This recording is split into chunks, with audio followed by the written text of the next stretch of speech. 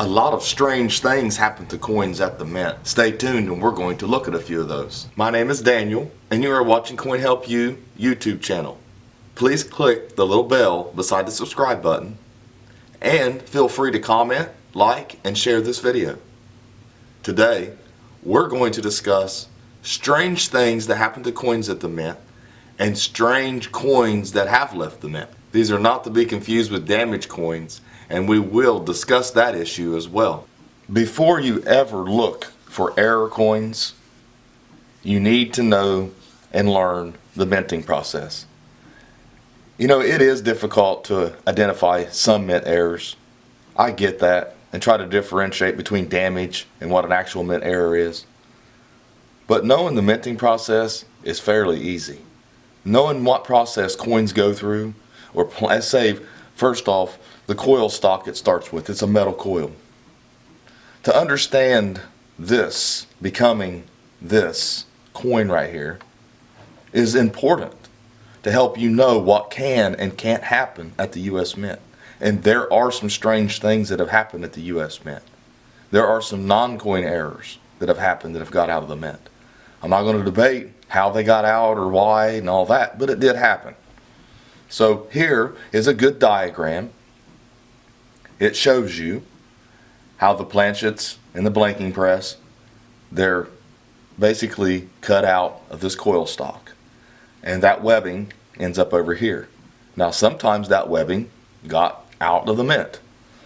Sometimes this was off a little bit and it cut the planchet in half, or put a moon shape on the planchet, or a little clip is what we call them.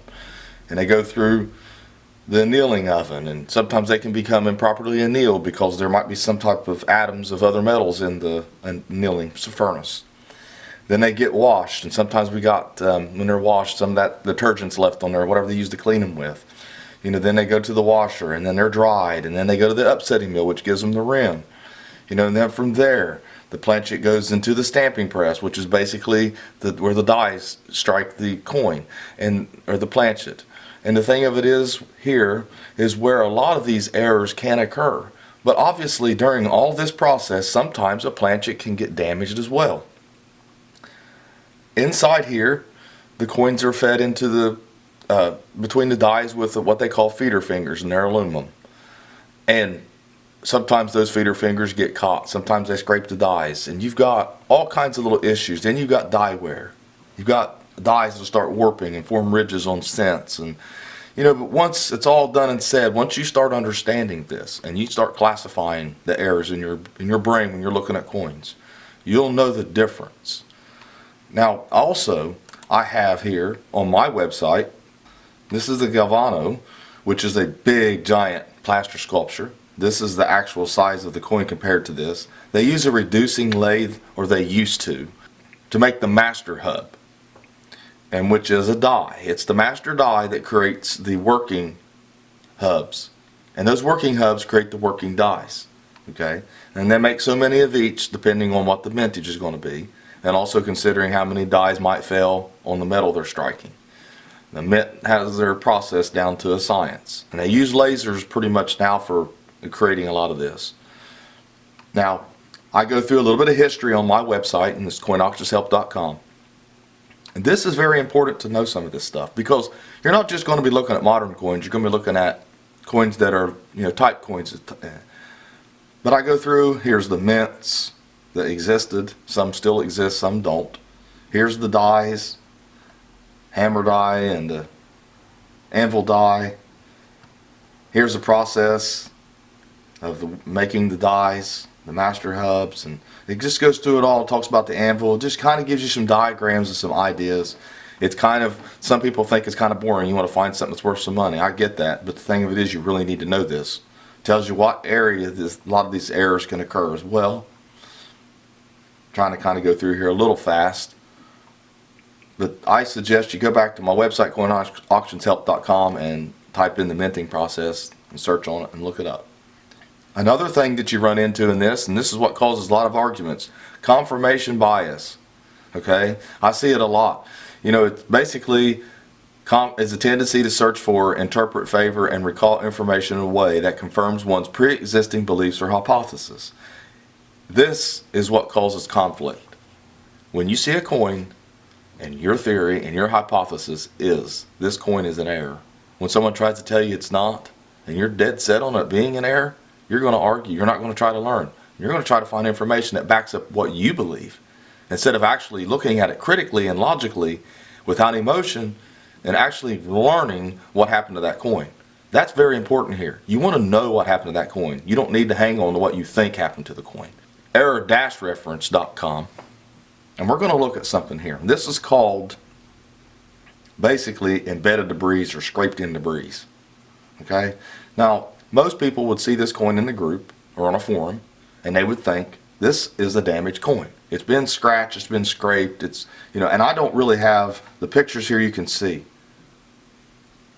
Something scraped this die on the obverse and on the reverse. Okay? And we can see this. And here's another area, and this is on the reverse. This is the thing.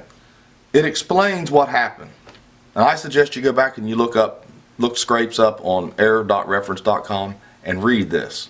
Okay? Because there's a big difference in a die that's scratched and strikes a coin than a coin leaving the mint and then getting scratched. They don't look the same. Basically, when a die is scratched and it strikes a coin, it creates a negative scrape image on that coin, or a negative scrape. In other words, there'll be raised areas and all, not hooved up, pushed up metal areas that look after strike. It'll look before strike. Okay? So it happened to the die, it struck this coin, and if you've got another coin and you try to scrape it exactly like this, let's say with a Dremel or with a stick pin or anything that you can think of, maybe a nail, it won't look the same. You can't recreate this at your house. I know these are images that we're looking at, and I know a lot of people are going to say, oh no, I've got a coin that looks just like that. You don't. Unless it's been scraped by or struck by a scraped die. That's a different story. But when you look at this, and I had an image I put up in my last video, it was a scraped coin. It wasn't like this. It's not the same thing. But don't get me wrong, it's easy to get confused. But open your mind. You want to learn here. Otherwise, there's no reason to even do it if you're not going to try to learn. Here is also one that I see a lot. This little ridge on cents. That's just from die wear. The die is starting to wear, the metal's starting to move and move away from the field, starting to hump up. It's just die wear. It's normal. Here's a coin that's also been damaged by the dies, and this was damaged, during the strike. Basically, the die scraped. You couldn't imitate this at the house. You're not going to cause these little striations. That's how you know. See, that's the whole point. There's only certain things that can happen outside of the mint and inside the mint. And if you can't recreate it at your house, just like this, and I mean exactly, then it happened at the mint, because this is a lot of striking pressure. It's mechanical. If I tried to do this at the house, I'd have to have something to actually fit over these devices and actually, maybe hammer it, somehow. And I don't even think I'd have enough force to do it exactly like this and cause this. And cause this. That's how you know it happened at the mint. If you got one that just kind of looks like this here, but doesn't have this, or doesn't have this area right here, that looks like it's a little broad stroke, it's not going to be the same thing. I know a lot of people will ask them, they'll say, show me one that's graded that looks just like this. Show me one that's certified. Give me an example. Well, they'll get online and they'll find an example of one that looks similar and think that's the proof, but it's not. It's not exactly alike. It doesn't have the diagnostics. It doesn't have the mechanical strength. Something that was done outside the mint. It takes more strength than you're going to be able to muster, because we're talking about tonnage of pressure here to cause this. And here we are. We're on Heritage. And on Heritage, you've got defective planchets. These planchets were defective before they were struck. That's a big difference. It looks completely different than a planchet was damaged after it was struck. Because a strike, let's say you got a damaged planchet, the actual strike is so strong under so many tons that it actually obliterates some of the defective planchet areas. And that's what you're seeing in some of these images. And now I look through and you can see some more stuff about defective planchets. You can look at them and study them. And a lot of people think, well, this looks just like my coin. No, it doesn't. Not when you can look at this coin in hand and actually examine it and understand how much pressure it takes to create this. You can take a car and run over coins and put them in a parking lot, and believe me, it can look very similar to this, but it's not the same thing. You got other areas that you got to look at here. So we're going to look at a few more examples of defective Planchets, and you can see what the value was there on that one. $56 for this one. And this is an area that was defective, but it's obvious the way it looks. It's kind of rounded and it's been struck over that Planchet that was already defective. That's the difference that you're looking for. It doesn't look fresh. I mean, it has some mint luster on it. You don't have mint lusters on damaged Planchets like this. And then, you know, also what people don't realize is that after a coin is damaged, sometimes it circulates for a while and it kind of smooths it over a little bit. And that kind of fools people too. But there's still a big difference here. Here's another one. This one sold for $81. Here's another defective Planchet. And this is what I'm talking about. This was struck over that defection. Whatever was defective, you can tell the die obliterated some of it and struck over it. It's a big difference here. And here's another one that sold for $126. And this is one that a lot of people can be fooled by. But this Planchet was just damaged. You see all the damaged areas? But it's obvious that that damage was struck over. I mean, it took a lot of pressure to do that. I mean, you can't imitate this at your house. I mean, you can see the tons of pressure it took to create this, to overstrike the damage that was on this Planchet. Here's another one that's actually missing the manganese layer, and this is one thing that you see damage, or at least defective areas here on this Planchet. This is one you're going to have to examine in hand. You're going to have to look at the edge and see that there's something missing. And, you know, it sold for $381. Just kind of a rare error here.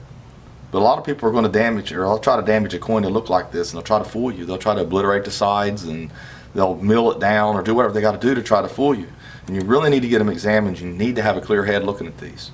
You got to understand the minting process. Very important. Here's a feeder finger. We know what the shape of a feeder finger is. You're not going to be able to imitate this. It is struck through a feeder finger. That's aluminum.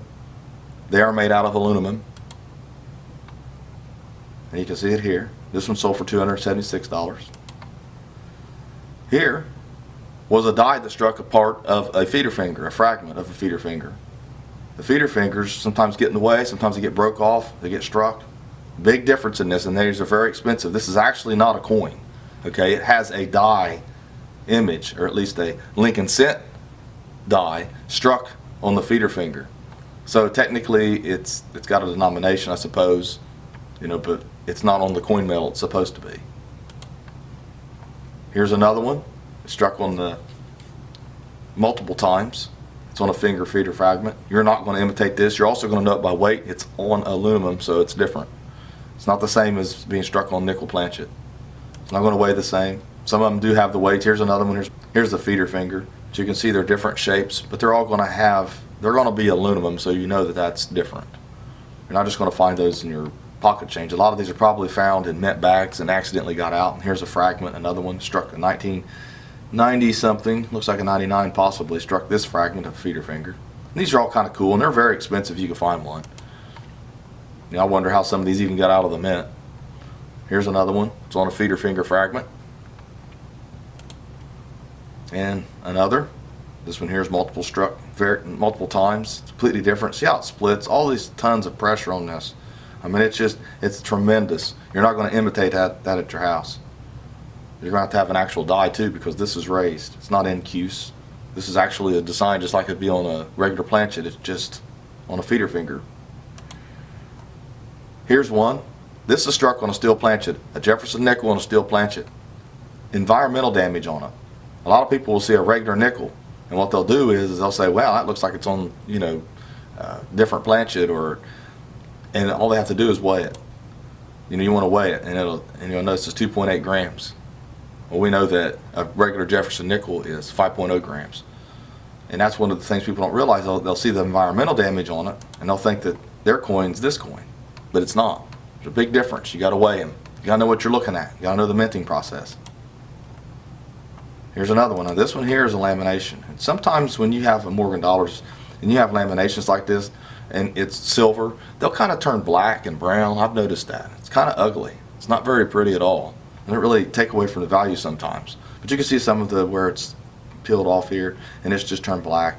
You know, that's obviously not damage. I mean, you get damage on the coin. Sometimes you can get rubber roller marks. I've seen those on them. It seems like it's like a little bit of plastic or rubber from whether it be a counting machine or maybe something that they went through to count them at the mint, you know, or maybe even at a bank. You know, sometimes you'll see round marks around the edges from where the roll crimper, and this is on most modern coins, you'll see it, where the roll crimp machine actually damaged the coin on the end.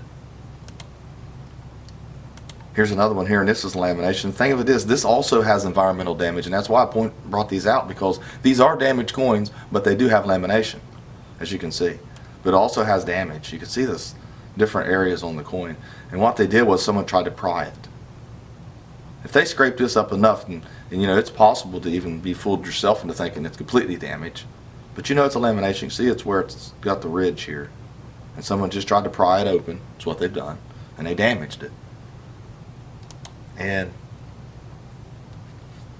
here you have struck through a die cap, and when you see this kind of thing, I mean, it's always good to examine coins and understand die caps.